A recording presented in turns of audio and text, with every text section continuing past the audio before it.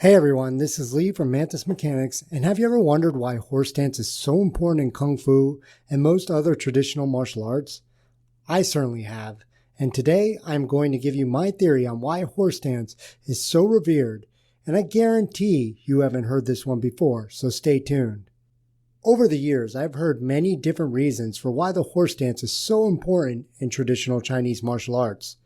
Some say it is the key to unlocking the hidden powers of Kung Fu. Experts point to horse stance for creating strength, endurance, and flexibility in the legs. Others explain that horse stance increases Jing or Qi throughout the body, therefore making your Kung Fu better. Still others would point out that holding a horse stance for long periods of time can forge an iron will in the practitioner and create mental toughness, a key component for enduring the hardships of actual combat. While these are fine explanations, I've recently begun to doubt that these are the true reason that horse stance is held in such high regard. You see, although horse stance can strengthen the legs, there are a lot of other exercises like squats or frog jumps that can do the same thing, and possibly with better results. Horse stance can also make you flexible, but there are countless stretches that you can use to achieve the same results. Holding a horse stance can be mentally exhausting, even if holding for only 1 minute. But then again, there are other ways of building mental toughness. As far as building Qi or Jing, I'm going to leave this one alone as it's very hard to quantify how effective one exercise is at building Qi versus another exercise. So is horse stance used because it's an all-purpose tool that can increase all these things in one single exercise? That's probably part of why it is still practiced today, but I have a different theory. I've recently began to categorize Chinese martial arts as either formation, melee, or dueling in nature. I recently made a video on this, which I will link in the description below. Basically, formation martial arts were made from large battle formations where soldiers carried shields and spears and created a shield wall for safety. Melee arts were mostly used for guarding people or valuables and were used against multiple attackers such as bandits and robbers. Dueling martial arts are the one-on-one battles either with weapons as in fencing or barehanded as in kickboxing or MMA. It is my theory that horse stance gained its importance during the era where formation martial arts were used in China. During this time, soldiers were ranked based on how well they did on military examinations. Participation was often mandatory, so scoring higher on an examination for a commoner or peasant meant a better position in the army. A better position usually meant a lower chance of being killed in combat, and possibly better pay.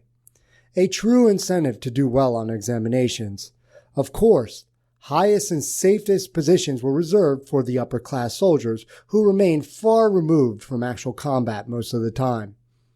The military examinations had all sorts of challenges, including lifting heavy stones, swinging heavy weapons, wrestling and grappling, and also horse stance training.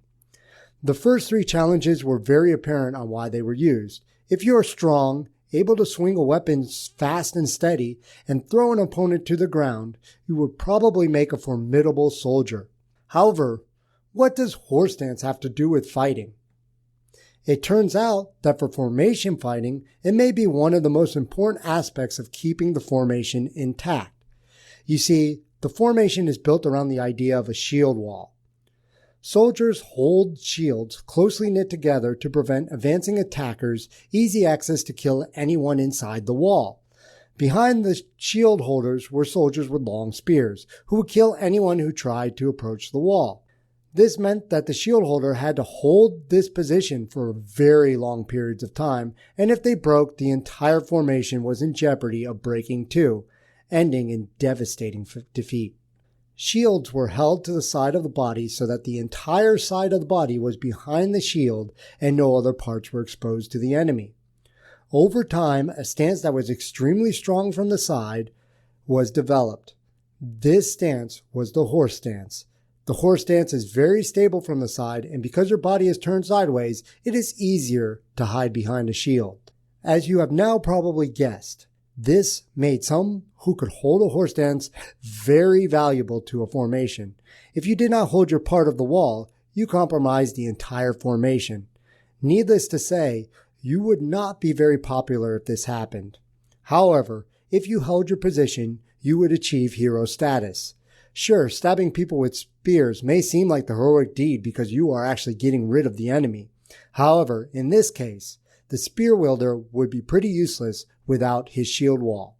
This meant that the horse stance was vital to the strategy of war. It became apparent that they needed soldiers who could hold their position for seemingly unlimited periods of time. As wars ended and soldiers went back to their normal life, anyone who gained fame from their battle prowess may be able to earn extra coin by teaching what they had learned. The horse stance became the first lesson taught.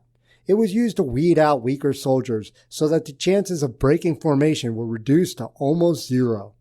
As formation fighting faded away, the importance of horse stance was remembered and passed on. This happened for generations of martial artists and continues to this day. It became the vetting process by which all new students were judged. Want to learn Kung Fu? Stand in horse stance until I say stop. If you stop, I don't want you as a student. This was especially true since students began young, and teaching true martial arts to a 5-year-old is wishful thinking at best and could take up a lot of the instructor's time. This would take away from the higher level students who would actually be going into battle. Horse stance was a good solution. You could teach it very quickly and leave the student for long periods of time without having to check in on them. Over time, students remembered this vetting process and passed it on to their students. You may be asking why they would pass this on if it is no longer used for its original purpose. The answer is a combination of two things. The first one is the famous, "If I had to do it, so do you." I have to admit that I use this explanation sometimes to this day. It's a tradition, and if one of my students was asked about horse stance and they said, "My instructor doesn't really make us hold the horse stance," the immediate response would be, "Well, I guess you didn't learn real Kung Fu." The other reason is what I mentioned in the beginning of this video. Horse stance does have a lot of benefits to its training. It can develop strength, endurance, and flexibility in the legs, teach the importance of proper posture, forge an iron will, and build up the practitioner's chi.